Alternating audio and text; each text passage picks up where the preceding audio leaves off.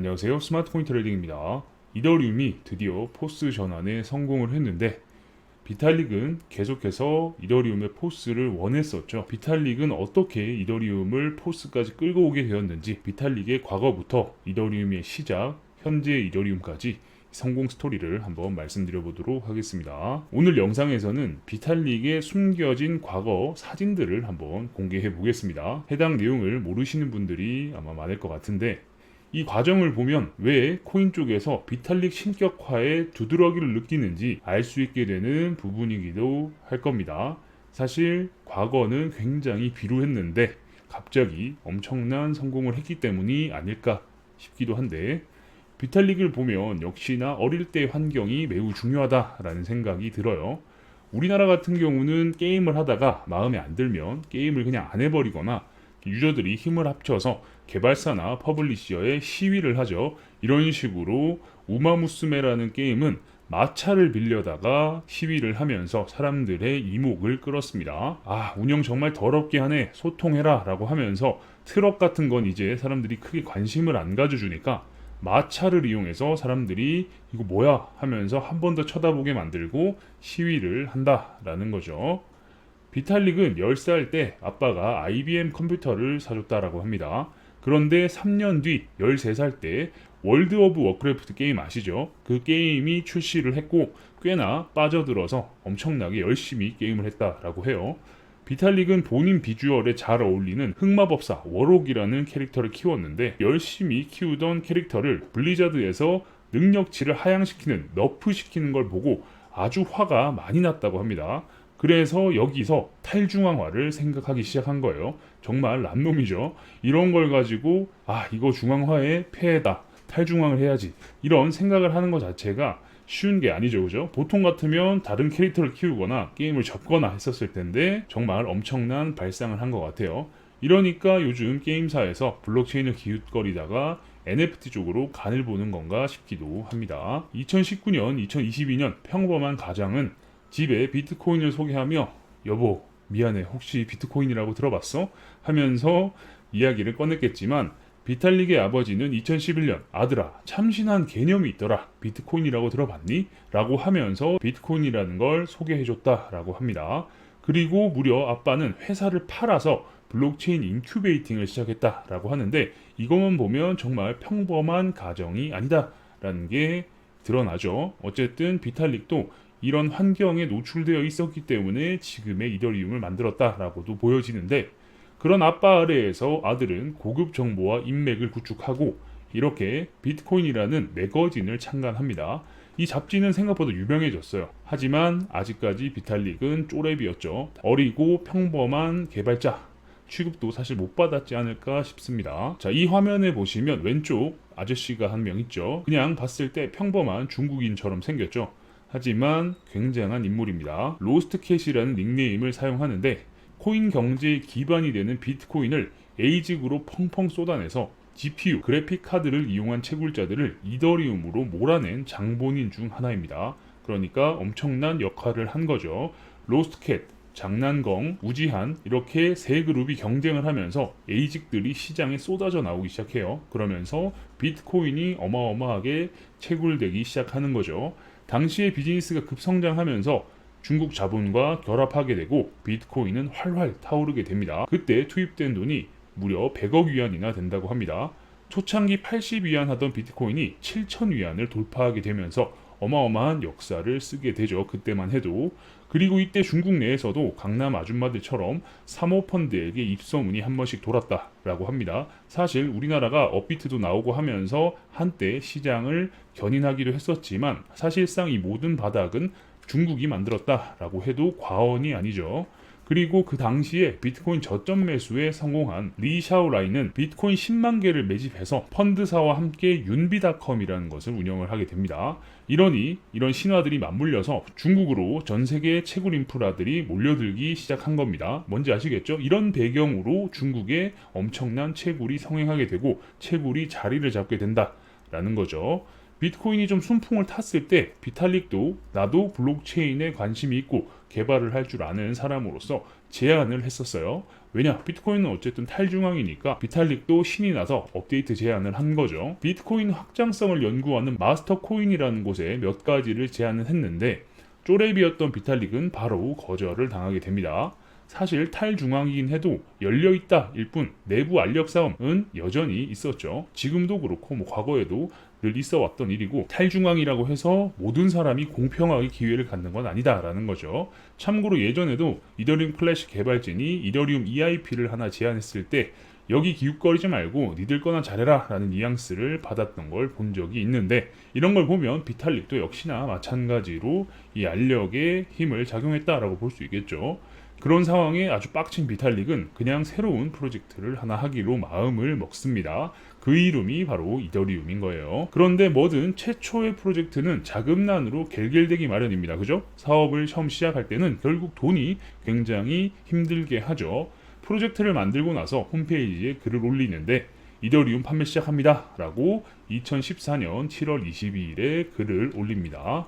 6개월 동안 이더리움을 팔았는데 2주 정도면 거의 다 팔릴 것 같다 라고 하면서 팀 존립 자체도 어려울 정도라서 팀원들에게 자사주 주식 나눠주는 것처럼 어드밴티지를 또 과하게 제공한 면도 있어요. 어쨌든 이런 모금을 하고 돈을 끌어들이는 게 쉽지 않았다라는 게 여실히 드러나는 부분이죠. 그 내용은 지금 삭제되었지만 그것뿐만 아니라 프리세일에 참여한 물량이 고정되지 않은 부분이라던가 재단으로 구성된 물량에 대한 수익률 보장이라던가 수익률을 보장해준다. 이거 문제가 될 만하죠. SEC가 보면 아주 심기가 불편한 내용들이 아주 가득 들어 있었습니다. 하지만 당시에는 프로젝트가 없어질 수도 있었으니 어쩔 수 없었다라고 그냥 생각해 줘야 되는 부분이 아닐까 싶기도 해요. 이 모든 걸 들춰내면 이더리움에게 사실 좋을 건 없어 보입니다. 참고로 이 프로젝트 백서가 나오고 나서 중국에서는 이더리움의 뜻이 도대체 뭔지 몰라서 해석을 해달라고 했더니 크게 고민하지 않고 이움의 합성어로 스마트 공장과 같은 의미로 넘어갔다라고 합니다. 중국에서는 이더를 이타이라고 하죠. 그래서 이더리움이 잘 되고 나서 이더리움 백서를 읽고 투자를 안 한 사람들이 이렇게 말을 합니다. 이름이 너무 구려서 투자를 안 했는데 너무 후회가 된다라고 이런 이야기들이 있었어요. 하지만 이 백서가 여기저기 사람들에게 공유가 됐고 가비누드 또한 이거 너무 쩌는데? 라면서 칭찬을 아끼지 않았습니다. 참고로 가비누드는 폴카닷의 설립자입니다. 그리고 비탈릭은 비트코인 2.0 개발자 페이스북 초기 투자자들의 눈에도 들어서 소소하게 10만 달러의 투자금이라고 하기도 그런 지원금을 받았었어요. 그리고 비트코인은 POW지만 51% 공격 등의 문제가 있어서 POS로 가야 된다고 그때부터 처음부터 비탈릭은 이야기를 했었지만 아직 이더리움 팀원이나 크립토 생태계조차 포스에 대해서 이해하기 어려운 부분이 있어서 이더리움 역시 POW로 시작을 하자라고 제안을 했던 겁니다. 비탈릭은 이더리움이 처음 나올 때부터 포스 시스템으로 가야 된다라고 이야기를 해왔었는데 그때 당시로 너무 시장이 초창기였고 비트코인을 기반으로 모든 게 돌아가다 보니까 새로운 개념을 적용하기가 좀 어려웠다라고 볼 수 있겠죠. 당시 많은 갑론을박이 있었지만 결국 POW로 시작은 하되 프론티어, 홈스테드, 메트로폴리스, 세레니티 4개의 단계로 완충 스텝을 설계했다라는 겁니다. 아마 많은 분들이 메트로폴리스 시기에 코인 시장에 많이 접근을 하셨을 거라고 생각이 됩니다. POW로 시작했으니 비탈릭은 51% 공격을 최소화하기 위해 개발 자금과 채굴자들을 끌어들여야만 했다라는 거죠. 왜냐? 많은 사람들이 참여를 해야 51% 공격이 어려워질 거 아니에요. 그죠? 그래서 비탈릭은 중국의 코인 관련 컨퍼런스에 연사로 발표를 했던 겁니다. 당시 1시간 동안이나 코인에 대해서 연설을 했으나 관객의 대부분은 비트코인 채굴기에만 관심이 있었던 거예요. 19살짜리 꼬마가 영어로 쌀라쌀라 하는 걸 아무도 관심 있게 안 봐줬던 거죠. 단체 사진에 보면 구석에 짱 박혀있는 비탈릭 모습에서 그때 당시에 비탈릭의 위상과 상황이 어땠는지가 여실히 드러나죠. 이런 게 참 아쉬운 부분입니다. 여기 있는 아저씨들은 비트코인 채굴에만 관심이 있었지 비탈릭이 이더리움에 대해서 이야기한 건 별 관심이 없었다라는 거죠. 지금 사진만 봐도 비탈릭이 도대체 어디에 있는지 찾기도 애매한 거예요. 지금 상황이면 비탈릭이 정중앙에 서서 이 사람들이 거의 신격화 하다시피 하면서 서 있었겠지만 이때 당시로는 이런 상황이었다라는 거죠. 게다가 당시 미드업에서 이상한 꾸부정한 외국인이 이더리움에 대해서 이야기를 하는 거 보고 중국 내부의 어느 프로젝트가 해외의 유명한 프로젝트인 척 하기 위해서 비탈릭을 배우로 앞세운 게 아니냐 이런 식으로 의심을 했었다라고 합니다. 그리고 어느 정도로 돈이 없었냐면 커피 한 잔의 후원이라도 매우 환영합니다 라는 스티커를 붙였었다 라고 해요. 지금도 이상한 티셔츠 입고 다니고 하는데 그때도 이런 말 하는 것 자체에 큰 부담감, 거리낌이 없었다 라고도 보여지네요. 저는 비탈릭을 실제로 본 적이 있는데 비탈릭이 하는 행동을 보면 뭔가 나사 하나 빠진 사람인 것 같은 행동들을 많이 합니다. 그러니까 더더욱이나 중국에서도 그런 대우를 받은 게 아닐까 싶어요. 2015년 7월 이더리움 프론티어가 공개됐었고 처음으로 제네시스 블록이 채굴이 되었습니다. 당시에 아무도 이더리움 채굴에 나서질 않아서 중국의 PC방 오너들이 손님이 없을 때 이더리움 채굴을 했었고 당시에 감사의 의미로 비탈릭이 인터넷 카페, 지금으로 따지면은 채굴장이죠. 중국의 개발자들이랑 식사를 함께 한 사진이 있습니다. 이 사진은 비탈릭이 최초의 커뮤니티에서 사람들에게 감사 인사를 했다라고도 볼 수 있는 거죠. 이 정도로 이더리움은 초기에는 PC방에서 남는 컴퓨터로 채굴을 시작했다라는 것 자체가 정말 기가 막힌 이야기로 들립니다. 지금 상황에서는. 그죠? 도대체 여기서 비탈릭이 뭐하고 있나 싶은 사진이네요. 그런데 문제는 이더리움은 여전히 가격이 낮았었고 이 가격으로는 이도 저도 안 되겠다라는 생각을 했었고 재단의 자금이 바닥을 보이고 있었다라고 하네요. 어려운 상황이었다라는 거죠. 그래서 다시 중국으로 비탈릭이 건너가서 50만 달러의 현금으로 겨우 프로젝트를 유지할 수 있었다라고 하네요. 다시 중국으로 들어가서 50만 달러의 현금을 만들어서 프로젝트를 유지했다라는 겁니다. 하지만 당시에 비탈릭은 중국의 유명 비트코인 인플루언서와 커넥션이 생겼고 이더리움 EVM의 강력한 지원자가 되었었던 일화도 있습니다. 그러니까 모든 게 어렵게만 돌아간 건 아니죠. 어쨌든 돈이 없어서 중국으로 갔는데 중국에서 또 새로운 사람을 만나게 되고 거기서 또 새로운 기회가 생기는 거죠. 그리고 이더리움 채굴을 위해서 엔비디아로부터 GPU를 직접 제공받는 등의 VIP가 되기도 했지만 이더리움 채굴의 시대는 막을 내리게 된 겁니다.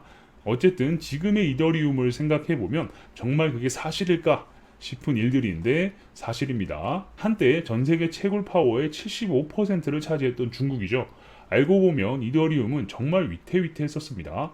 이더리움에 약간의 콩고물이 떨어지긴 했지만 이더가 궤도에 오르기 전까지는 중국은 비트가 주류였습니다. 아까 화면에서 보신 것처럼 모든 아저씨들이 이더리움, 비탈릭의 이야기에는 관심이 없고 비트코인 채굴기에만 관심이 있었다라는 거죠.